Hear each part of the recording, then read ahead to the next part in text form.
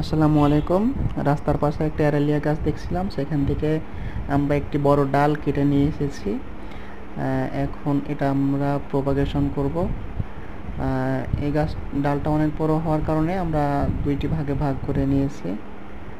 প্রথমত এই ডালটিকে আমরা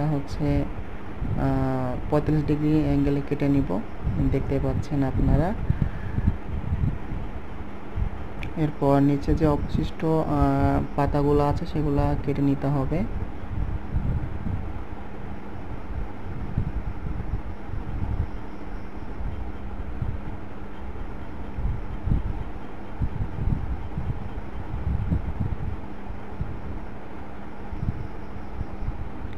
এরপরে আমার কাছে কিছু কোকোপিট, তারপর হাড়ের গুঁড়া, জৈব কম্পোস্ট এগুলো আমার তৈরি করা ছিল।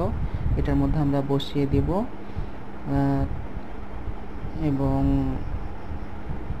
এই রেজাল্টটা আমরা পরবর্তী ভিডিওতে আপনাদের জানিয়ে দেব ইনশাআল্লাহ।